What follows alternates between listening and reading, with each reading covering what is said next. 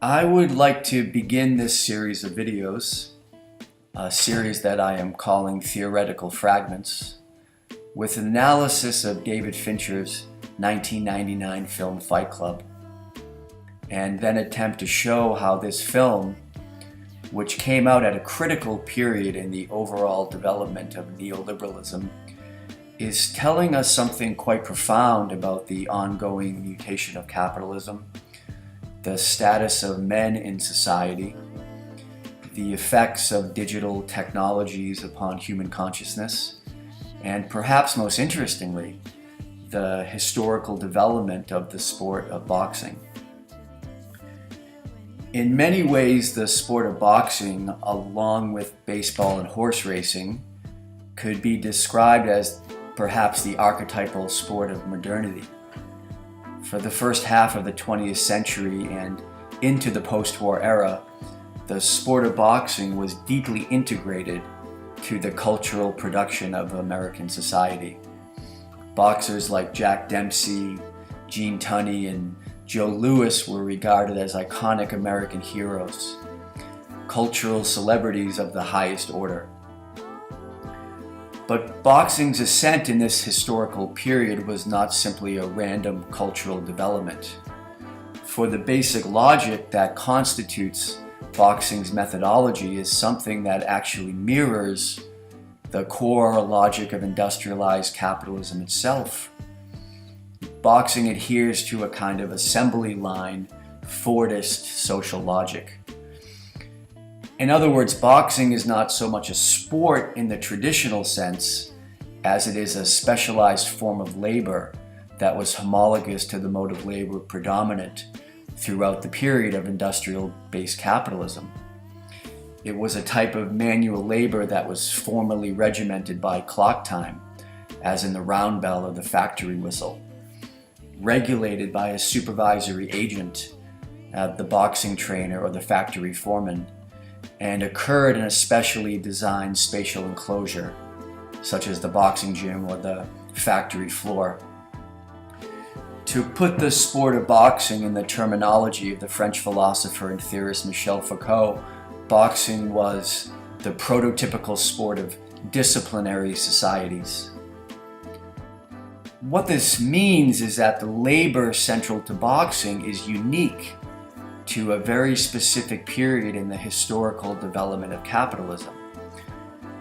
A mode of labor that is entirely different from both the agricultural mode of labor that preceded capitalism in medieval feudal societies and the type of labor that now defines our post-industrial globalized economy in the present day. The boxing scholar Carlo Rotella has stated that the rise of boxing in the late 19th and early 20th century was deeply related to the transformation of American society and even capitalism itself at the time.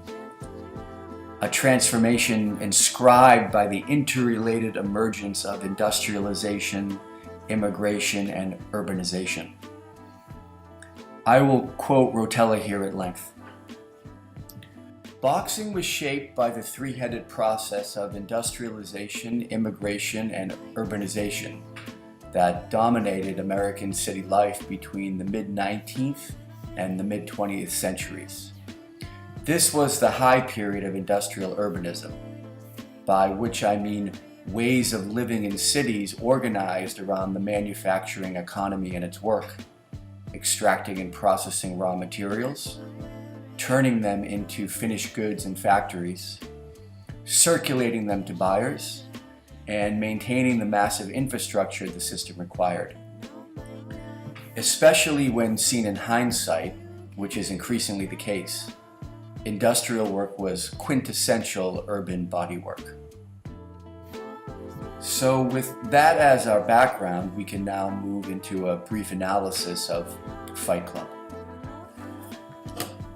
The basic story of the film centers around Edward Norton's character, known as the narrator, a depressed white-collar worker who represents the contemporary individual unable to cope with the disorienting pace of post-industrial capitalism and the traumatic psychological effects inherent to the contemporary neoliberal order. To deal with the detrimental psychic and emotional fallout, the narrator attends countless support groups such as Alcoholics Anonymous and cancer survivors. As he plays the helpless victim instead of fighting back against his impossible predicament of being mediated by these abstract socioeconomic forces. But things take a dramatic change when he has a chance encounter with the mysterious Tyler Durden, played by Brad Pitt, a traveling soap salesman, and then decides to accept Durden's invitation to meet at a bar one night for a drink. Once there, the narrator and Durden find immediate common ground in their mutual critique of society's ills. Although their conversation largely centers around a rejection of consumerism and corporate power, what they are unable to effectively articulate at the bar, namely the continued loss of self-identity, agency, and masculinity, bursts to the surface as they exit into the parking lot. Tyler Durden proposes the radical solution. "Hit me," he spontaneously says to Norton's character. After a brief pause from the shock of hearing such a request, the first landed punch opens an entire horizon of untapped energy, commitment, and purpose that Norton's character had been desperately seeking. In short time, they establish an underground society known as Fight Club, a secret collective that engages in both unregulated boxing and then eventually corporate subterfuge. I would like to pause here for a moment and introduce the aesthetics of another film in which underground boxing also plays a crucial role, Ron Howard's 1992 film Far and Away. Contra to the hyper-modern background of Fight Club, much of this film takes place in the saloons of 19th century Boston and the bare-knuckle brawling that once routinely occurred in such social spaces. Here we can make note of a notorious absence in both Far and Away and Fight Club. What is absent is none other than boxing proper, boxing as such. In both films, the fights depicted are simply moments of unregulated raw violence, absent any standardized regulations or official social authority. But it is not just the absence of formal boxing that denotes the aesthetics of these two films, but also the absence of the disciplinary apparatus that once surrounded the sport of boxing throughout its historical golden period in the era of industrialized-based capitalism.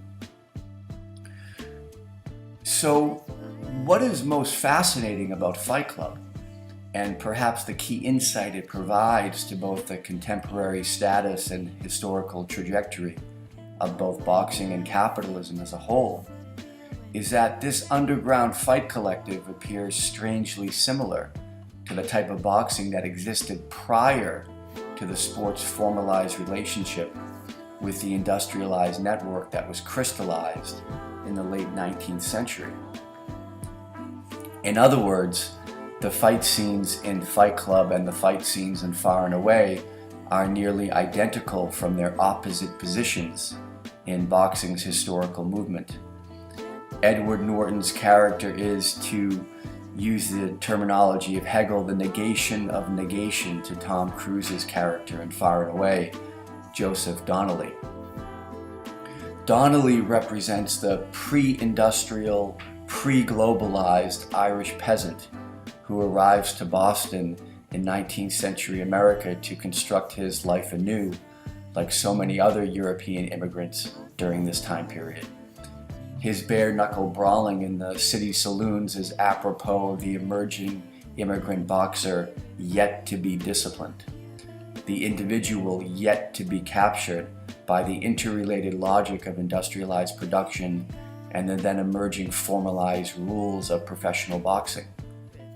Whereas Norton's character in Fight Club, quite the opposite, represents the post-industrial, post-national, globalized peasant who floats through life in a technological haze, only responding to the pulse of market fluctuations and advertising slogans. He has no home, no history, no solid ground to stand on. Such social stability has been rendered impossible by the very breakdown of industrialized capitalism. In near perfect inversion to Cruz's Donnelly, who is seeking out discipline, the bare-knuckle brawling of Norton's character in the basement of a dilapidated mansion in Fight Club is apropos of the contemporary individual who refuses to be controlled. So Fight Club stands in for boxing's negation of its own positive content. What this may mean is that the negation of boxing in American culture can be weighed directly against the continued breakdown of not only the working class, but the very project of modernity itself. And with that collapse of both boxing and the working class subject is the rise of the disconnected, individuated, debt-ridden white-collar worker as a replacement. Tyler Durden and his followers are far removed from any collective practice of manual labor, and therefore far removed from any traces of a disciplined boxing culture, hence the wild bare-knuckle brawling. The members of the Fight Club collective are the depressed, nomadic, post-industrial workers whose desire to engage in an unregimented fistic culture is not strictly the desire for boxing or violence as such, but rather the unconscious desire for labor, community, and perhaps most important, meaning. What this film may ultimately tell us is that we are no longer culturally evolving past modernity into something new. Rather, it seems that we are now regressing to a new kind of techno-barbarism, a strange world where bare-knuckle boxing and smartphones coincide.